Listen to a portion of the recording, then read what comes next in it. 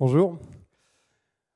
On va prendre une petite demi-heure ensemble pour vous décrypter un petit peu ce qui se passe sur la partie environnementale et climatique dans l'agroalimentaire, et puis avec le témoignage de Loïc à mes côtés.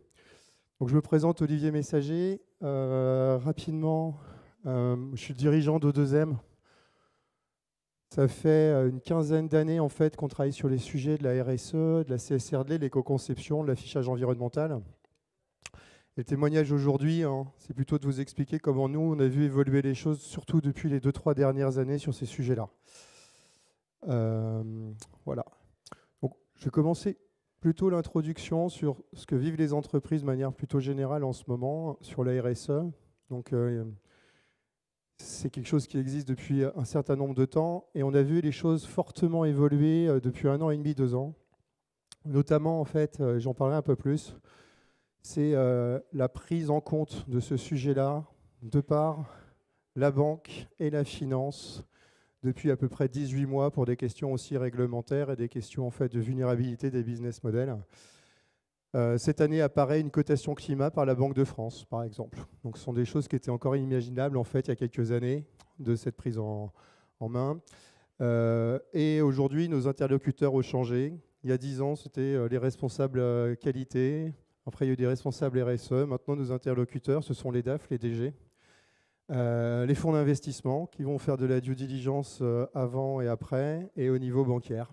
Donc, ça peut être vécu comme une bonne chose aussi, parce que si on ne lit pas en fait, l'économie avec le reste, on aura du mal à avancer. D'autres aspects réglementaires, je ferai un petit focus sur la CSRD. C'est une rupture. Je n'aurai pas le temps de faire tout un débat sur ce sujet-là, mais ça va être une nouvelle façon en fait, de faire une comptabilité des entreprises ainsi que leur valorisation. Un certain nombre de mécanismes qui arrivent aussi en Europe. Maintenant, il y a un mécanisme d'ajustement de la taxe carbone aux frontières en fonction d'un certain nombre de codes douaniers pour protéger l'Europe par rapport à certains systèmes de production. On a la taxonomie et tout. Donc il y a eu tout un arsenal en fait, réglementaire qui s'est mis en place. Il y aura une conférence sur l'affichage environnemental juste après, donc je ne vais pas trop en parler, mais ça en fait partie. Accès au marché, commencer les scorings, marché public, marché privé et tout ça. Donc je vais essayer de vous le décrypter en quelques minutes. Voilà. Donc juste la CSRD. Je suis obligé de passer par là. C'est un bouleversement qui est arrivé en fait au niveau de l'Europe cet été, déjà transcrit en droit français depuis le mois de décembre. Et toutes les entreprises déjà cotées et tout seront dans l'obligation de la publier en fait dès début 2025 sur l'exercice 2024. Le grand changement qui arrive avec la CSRD, c'est qu'on va voir maintenant des commissaires aux comptes valider l'impact environnemental des entreprises. C'est-à-dire que ce sont des gens du chiffre et puis des gens des labels qui vont vérifier tout ça. Donc, si vous connaissez les responsabilités d'un commissaire en compte, il dépend du garde des Sceaux. Et en fait, il fait de l'assurance limitée ou raisonnée, donc il engage sa personne sur la véracité des chiffres. Donc, il faudrait qu'on ait la même exigence en termes de données, de précision en fait, des chiffres à leur encontre, que ce qu'on peut l'avoir en fait, sur la partie financière. Ce qui amène le sujet que je vais approcher aujourd'hui, qui va être la qualité des données en fait, environnementales dans les entreprises et tout, au regard du niveau de maturité de tout à chacun, ou que ce soit au niveau des flux, mais surtout des bases de données existantes. Et je prendrai ça souvent comme exemple. L'autre point qui va arriver dans cette partie-là, c'est que je vais parler, pour illustrer surtout aujourd'hui, du climat. Il n'y a pas que le climat. On va parler toxicité de l'eau, on va parler de particules fines et tout ça, mais je ne vais pas avoir le temps en fait, de tout dérouler. Et ce qui est intéressant à retenir, c'est ce qu'il y a en bas à gauche, c'est que maintenant, en fait, dans les bilans comptables des entreprises, à partir de l'année prochaine jusqu'en 2028, parce que à la fin, c'est toutes les entreprises qui seront soumises en fait, à ce reporting de durabilité, eh bien, ça sera plus de 1000 données qu'il faudra fabriquer. Donc, c'est quelque chose qui va permettre de changer, c'est une professionnalisation même de nos métiers. Nous, ça fait 15 ans qu'on sévit, faire de l'analyse de cycle de vie, de l'éco-conception, des bilans carbone et autre chose. Ben, c'est aussi intéressant que maintenant, nos métiers commencent à être de plus en plus contrôlés par rapport à ça, de plus en plus précis. Et je vous expliquerai pourquoi. Donc, en parallèle de ça, on a des enjeux sur le réchauffement climatique. On a le mois de janvier, en fait, le plus chaud qui a jamais existé. Il y a des sujets dans le monde arboricole, il y a des sujets que vous voyez qui sont très visibles et tout ça. Donc l'Europe s'en empare, comme un certain nombre de pays. Et puis ça a été décliné en France par la stratégie nationale bas carbone, qui impose au monde industriel, il y a beaucoup d'industriels aujourd'hui, de réduire de 35% ses émissions de gaz à effet de serre d'ici en fait 2030. Plus un dernier papier de l'Europe qui demande de faire moins 80% d'ici 2040. C'est-à-dire qu'on est trop gros, il faut maigrir. Et que le deuxième sujet qui est en bas, en fait, c'est la compensation, la séquestration et tout ça. Mais quand vous regardez les surfaces, ce n'est pas ce qui va permettre de résoudre le problème. Donc il faut bien avoir en tête que ce n'est pas en plantant des arbres, en mettant quelques haies et tout qu'on va résoudre. Donc il va falloir surtout en fait, réduire nos émissions de gaz à effet de serre de manière assez violente. Nous, depuis 15 ans, les premiers de la classe qu'on accompagne, ils ont fait moins 20% en 10 ans. Il faut faire moins 30% en fait, en 4-5 ans. Donc les enjeux vont être forts, d'où un gros arsenal législatif et réglementaire qui se met en place. Donc le cadre législatif s'accélère avec deux lois, en fait, surtout dans l'agroalimentaire sur lequel on est touché, la loi AGEC, économie circulaire, tout ce qui est autour du plastique, et la loi climat. Pour bien décider, il faut être précis. Je vais juste vous donner un exemple parce qu'on l'a eu. C'est la fin en fait, des barquettes plastiques pour les fruits et légumes à partir de 1,5 kg qui est tombé en début d'année. Donc ça, c'est la loi AGEC. Sur le papier, le plastique, c'est 2 fois moins de carbone que le carton. 2 fois plus de carbone que le carton, excusez-moi. Donc on va mettre du carton pour emballer les légumes sur les barquettes d'1,5 kg. Sauf que il me faut thermoformer 6 à 7 grammes de plastique pour pouvoir faire une barquette, alors que quand je mets de la cartonnette sur des fruits et légumes, il me faut à peu près 40 grammes. Donc avec une simple règle de 3, on s'aperçoit que c'est très compliqué pour l'industriel, puisqu'il doit arbitrer est-ce que je suis compatible avec la loi AGEC, parce qu'il faut que j'enlève le plastique, ou la loi climat, parce que avec cette règle de 3, en passant au carton, dans certaines conditions, en fait, j'ai plus d'impact carbone que précédemment. Donc on a besoin d'équiper en fait, les entreprises, les acculturés et tout, pour décider en conscience et développer le libre arbitre. Là, je vous parle uniquement du climat et pas des autres indicateurs. Donc on a besoin de s'armer de manière beaucoup plus précise que ce dont on dispose. Donc ça, c'était un exemple, voilà. Et puis arrive l'affichage environnemental qui va demander, alors c'est reporté. Alors pour l'histoire, moi j'étais au premier GT1 de l'affichage environnemental de 2010 sous Sarkozy. Donc on est quand même 12-13 ans après, on n'est toujours pas d'accord entre le Planet Score et tout ça. Ça avance, l'Europe avance, mais ça va finir par aboutir parce que c'est un levier en embarquant les consommateurs. Et puis on va parler de la filière agroalimentaire. Filière agroalimentaire, ça va être le focus d'aujourd'hui. C'est les enjeux sont au niveau des matières premières agricoles. Ça, c'est important de l'avoir en tête. Souvent, on voit le visible. On parle de transport, on parle d'énergie et tout ça. Sur une industrie laitière, l'énergie, c'est 1% de l'impact climatique. Il faut avoir ça en tête. Hein. C'est vraiment important. Donc, les leviers d'action, quand vous devez faire moins 30%, vont se passer ailleurs. Il faut les faire de manière un peu plus précise. Le deuxième sujet qu'il faut avoir aussi en tête, c'est que dans tout ce que je viens de vous dire, la grande distribution, elle, sur la chaîne de valeur agroalimentaire, c'est entre 3 et 5% du problème.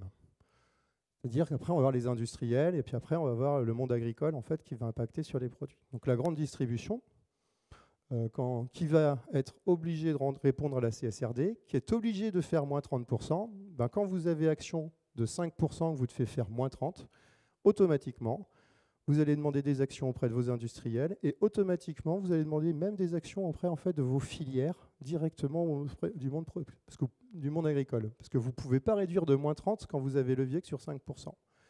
Donc eux, avec ces enjeux-là, vont référencer d'une autre façon les marques distributeurs, vont référencer d'une autre façon. Carrefour a commencé à le dire en disant aux 100 premiers fournisseurs, si en 2026 vous n'êtes pas compatible avec une trajectoire 1,5 degré, vous n'avez plus accès au marché. Donc c'est parti. Et pourquoi ils le font? Par rapport à ce que je viens de vous dire. Donc là, dans le détail, excusez-moi. Pardon. Donc ici, ça c'est le détail. Donc ça c'est une moyenne. Sur les protéines animales, on peut monter jusqu'à 80%. Sur l'acheminement, transformation, les coopératives, on est à peu près à 20%. Transport, conso, distribution, consommation, fin de vie. Donc il y a des outils qui se mettent en place. Et moi, mon propos, en fait, mon message aujourd'hui, c'est qu'il va falloir être de plus en plus précis parce qu'on manque énormément de données. C'est-à-dire que tous les travaux qu'on fait en ce moment, je vais prendre le cas rien que du carbone, on utilise beaucoup dans ce reporting-là ce qu'on appelle les facteurs d'émission de l'ADEME. Donc l'ADEME a 15 000 facteurs d'émission, c'est-à-dire quel est l'équivalent carbone d'un litre de lait, l'équivalent carbone d'un kilowattheure de gaz et tout ça. Sur les 15 000, il y en a 2 000 seulement qui ont moins de 2 ans. Voilà. Donc on est en forte lacune de données pour pouvoir en fait bien compter, être de plus en plus précis. Un autre exemple sur lequel on travaille aujourd'hui, c'est pour vous rendre compte, on travaille avec 18 horticulteurs en région Pays de Loire. Les 18 horticulteurs commercialisent 100 000 essences de fleurs, des pétunias, des bégonias et tout ça. Il n'y a que 7 données dans la base. Le jour où les experts comptables, les commissaires aux comptes vont devoir en fait certifier des comptes alors que c'est comme si vous faisiez un compte de résultat et que vous n'avez en fait que les prix que sur 3% de vos produits, en fait, la main ne va pas être facile pour pouvoir valider tout ça. Donc eux vont demander beaucoup plus de précision. Donc déjà, approfondir la donnée, fabriquer de l'information, la partager en fait dans l'ensemble de la communauté agri-agro, parce qu'aujourd'hui on est au CFIA, est très très importante en fait pour amener de la précision sur la qualité du reporting. Je prends souvent l'exemple en fait de maigrir. Moi, il faut que je passe 90 kg à 60 kg. Voilà, c'est à peu près les ordres de grandeur hein, si on veut atteindre la trajectoire. Ben, si j'avais une balance qui dit ben, messager, tu fais 90 kg entre 70 et 120, c'est impossible en fait de définir des trajectoires et d'être précis en fait pour savoir quel est le meilleur régime adapté. Donc on va rentrer dans ces sujets-là. Donc on a un enjeu de fabrication de données, en sachant que la France et la Suisse sont les pays les plus avancés, mais aussi qu'on n'a rien sur les produits dans lesquels on importe. Alors, nous, aujourd'hui, on est arrivé, on s'est implanté en Tunisie, on est en train de voir pour s'implanter Costa Rica, Mexique, parce qu'on a des matières premières sur lesquelles, ben, quand votre métier, en fait, c'est de faire des gavottes au chocolat et que vous ne connaissez pas, en fait, la PAC du cacao, et que le cacao représente X%, avec une incertitude de 50 ou 60%, vous êtes obligé d'être beaucoup plus précis, en fait, pour mieux piloter votre trajectoire. On a un sujet de fond, c'est comment on peut être aussi rigoureux comme entrepreneur, en R&D, qu'on fait des business plans, des plans marketing et tout, et que sur ces sujets-là, on est un petit peu léger culturellement en disant c'est la cerise sur le gâteau, on va faire une première réponse, mais il faut être précis sur la data. Et là, on a besoin de tout le monde, de partager aussi un certain nombre d'informations pour aller vite, pour être plus précis. C'est comment? Parce que moi, je produis en fait du pâté, parce que moi, je produis autre chose. C'est comment je suis de plus en plus précis pour pouvoir le faire. Aussi bien dans le reporting, mais aussi bien dans les plans d'action. Quand vous êtes fabricant de yaourt, 80% de votre impact, c'est le lait, et que vous n'avez qu'une donnée qui est le lait, qui fait 1 kg de CO2 plus ou moins 30%, eh ben, à un moment, il va falloir remonter chez toutes les fermes, parce que chaque ferme est différente, et on ne peut pas avoir des actions précises avec des données générales. C'est ça que j'essaie de vous faire comprendre. L'autre point, c'est que tout le monde travaille, et on le voit aussi beaucoup, tout le monde travaille sur les énergies, le transport et tout. Je vous ai dit que c'est entre 5 et 10% du sujet. Quand on est dans l'agroalimentaire, le cœur, c'est les produits qu'on commercialise. Donc, il faut éco-concevoir les produits, il faut les éco-concevoir vite. Il y a des solutions, il y a des sujets comme ça pour pouvoir aller beaucoup plus vite en vue justement du reporting, de l'affichage environnemental. Donc il y a plein d'externalités positives à rendre une donnée beaucoup plus précise, la décentraliser et de le faire. Une réponse consommateur, affichage environnemental, une réponse climat, réglementaire ou bancaire, parce que les banquiers, ils n'aiment pas les imprécisions. Imaginez-vous d'aller voir votre banquier pour un prêt en disant « mon compte de résultat, il est bon à plus ou moins 30%. » Autant vous dire, il ne va pas vous donner l'argent tout de suite. Donc on a besoin de ces éléments-là pour aller plus vite et d'alimenter toute cette trajectoire et tous les plans d'action pour pouvoir réduire. Parce que sinon, on n'arrive pas en fait, à aller chercher les aspérités pour décider en conscience. Voilà. Je vais juste laisser la main à Loïc sur la partie plutôt données spécifiques, sur le témoignage de la partie de ce qu'a fait ENAF dans sa filière pour pouvoir en fait être beaucoup plus précis quand on a le port qui va reprendre énormément de poids de l'impact sur l'ensemble en fait, de la filière. Merci. Donc, je m'appelle Loïc Hénat, je dirige la société ENAF dans le Finistère. Et on a fait appel à O2M pour résoudre un de nos problèmes qui était effectivement d'apporter de la donnée de qualité pour pouvoir reporter fidèlement. En introduction, ce que j'aimerais dire, c'est que beaucoup des enjeux ont été fixés à des échéances que l'on pensait assez lointaines, 2030. Or, si vous faites un calcul rapide, 2030, c'est dans 2000 jours.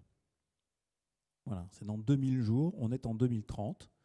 Et donc, ce qu'on pensait être un avenir lointain et pour lequel on avait beaucoup de temps pour se préparer, finalement, non, on n'a plus de temps.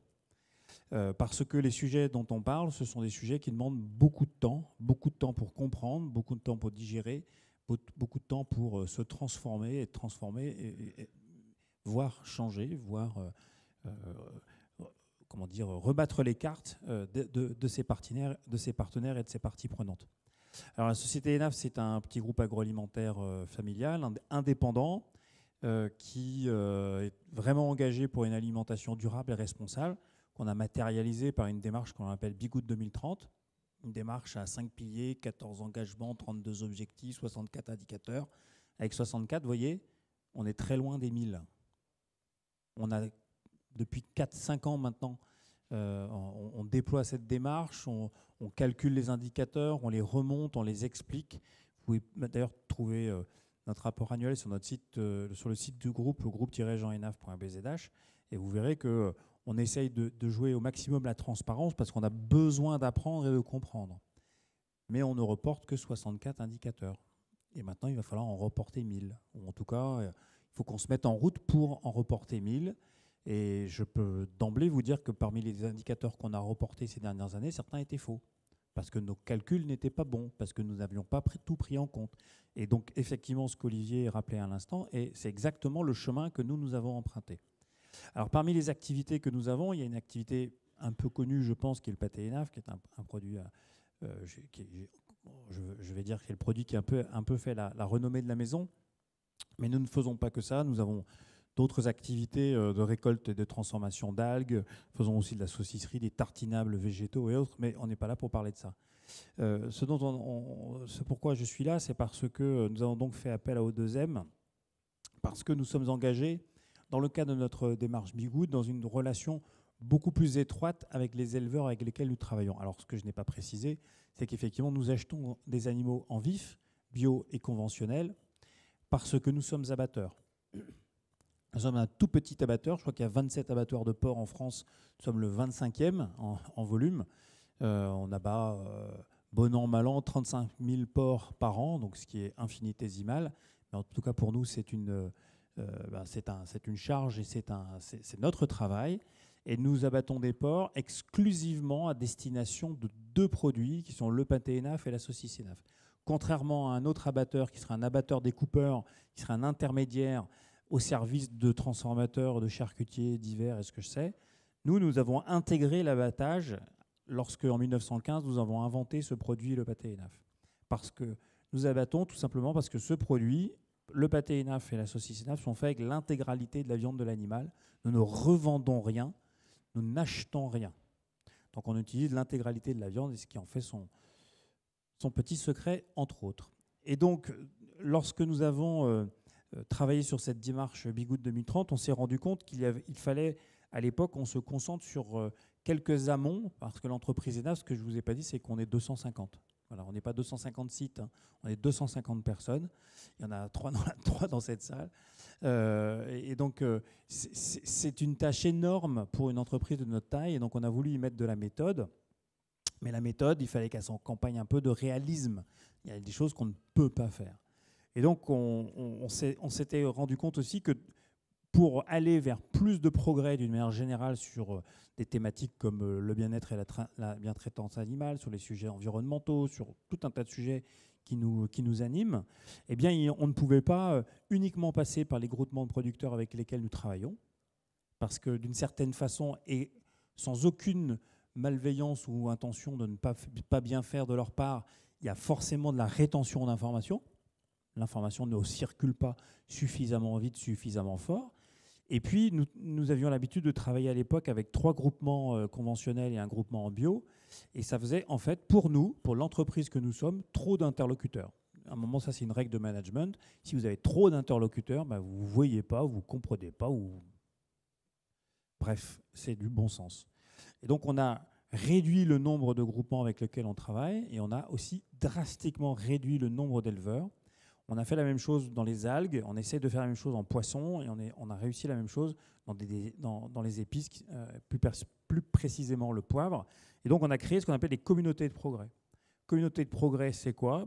C'est tout simplement des partenaires, des fournisseurs qui partagent les grands axes, les grandes idées de notre démarche Picoute 2030, avec lesquels on a envie d'échanger, travailler, de se voir souvent, voilà, de réfléchir, et qui se disent, oui, je veux travailler avec vous, pas uniquement pour cette relation commerciale, mais je veux travailler avec vous pour progresser et pour construire quelque chose qui va plus loin qu'un business plan, qui va plus loin qu'une simple relation commerciale.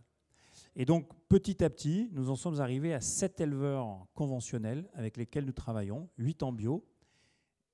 Et là, je crois que l'affaire commence, c'est-à-dire que tout d'un coup, on se retrouve avec des gens qui ont la volonté d'être autour de la table. On ne leur a pas demandé d'être là, ils sont venus parce qu'ils ont envie et ils trouvent que notre façon de faire leur convient. Notre façon de faire leur convient. Il y a peut-être mieux à côté, ce n'est pas le sujet. C'est notre façon de faire, notre style, comment on l'appréhende. Et puis surtout, quand nous, on a démarré, on s'est dit, plutôt que de choisir les meilleurs sur les sujets environnementaux, alors on prend le top du top et puis advienne que pourra pour les autres. Nous, on a plutôt choisi des éleveurs qui avaient la volonté de progresser. Voilà. C'était ça qui nous animait, sachant qu'on se donnait un grand pas en avant, puisqu'on avait comme cible 2030, qui était très loin. Sauf que maintenant, on est en 2024. Et donc cette cible se rapproche. Et donc, on a besoin de travailler de façon plus resserrée. On a beaucoup travaillé sur les sujets de bien-être. On a travaillé sur tout un tas de sujets avec eux. Chacun ayant des points très positifs dans sa façon de conduire son élevage ou de comment son exploitation est organisée ou comment il traite les sujets de bien-être et de bien-traitance. D'autres sont plus en retard, ce qui, peu importe. L'essentiel, c'est que tout le monde progresse. Et dans les considérations que l'on a souhaité vouloir avancer fortement, il y a pour notre part, en tout cas pour le groupe Jean Henaf, la volonté d'enfin de réaliser un bilan carbone exhaustif, ce que nous n'avions pas fait jusqu'à présent. Nous avions fait des petites analyses un peu flash sur certaines de nos activités, parce qu'on n'avait pas tout simplement ni les moyens, ni le temps, ni la compétence pour le faire. Donc cette année, c'est une année importante pour nous parce qu'on plante un bilan carbone vraiment exhaustif de ces activités. Et c'est là où arrive le sujet du moment, qui est de se dire on veut vraiment les données de chacun des élevages. Et pas des données moyennisées qui ne feront pas la différence. Parce que ce qui compte dans cette histoire, c'est quand même de valoriser ce qui est mieux-disant et d'aller rechercher ce qui pêche, mais en tout cas de valoriser ce qui est mieux-disant, parce que tout ça, c'est bien gentil, tout ce dont on a parlé, mais on est dans le milieu économique quand même. Hein, on n'est pas juste dans une économie administrée avec des plans quinquennaux. On est dans une économie de marché dans laquelle il faut que nous ayons des clients, que nos clients soient satisfaits et que les clients de nos clients soient très satisfaits de nos clients qui eux-mêmes doivent être satisfaits de nous.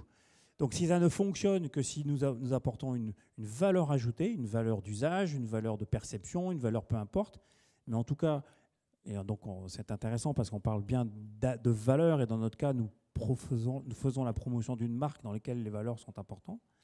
Et donc, dans ce schéma-là, il s'agit bien quand même de faire un peu mieux que d'autres.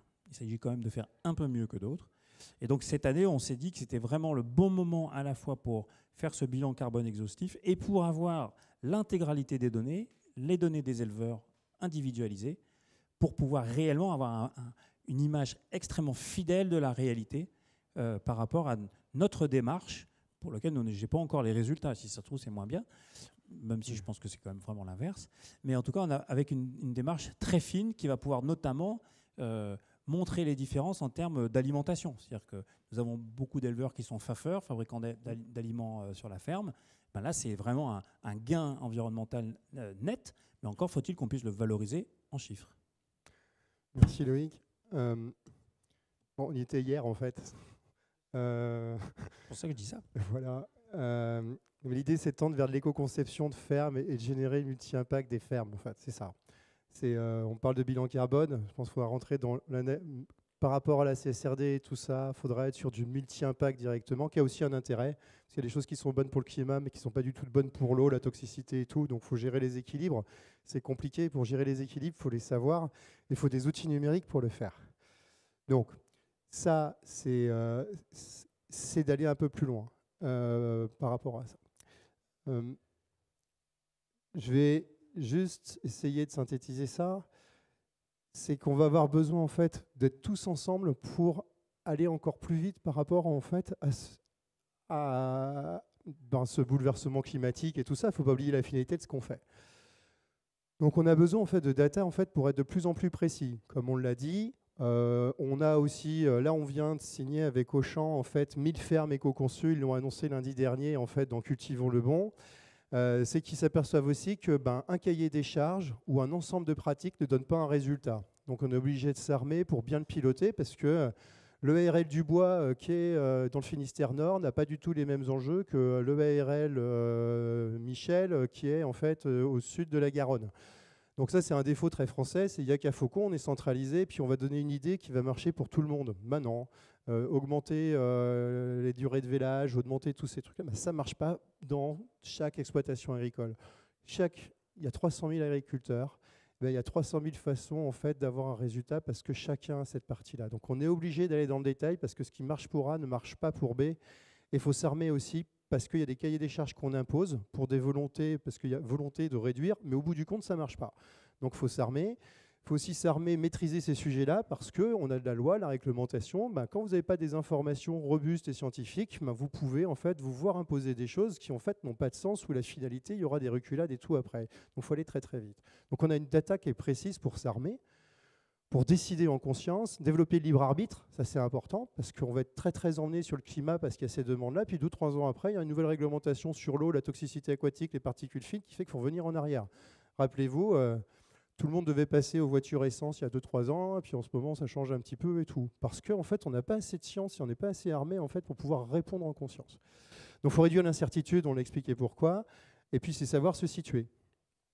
Enfin, il y a les périmètres dans nos métiers, et ça, c'est très bien, la CSRD et tout, il faut les professionnaliser. Je vais prendre l'exemple. La SNCF n'a jamais comptabilisé ses infrastructures.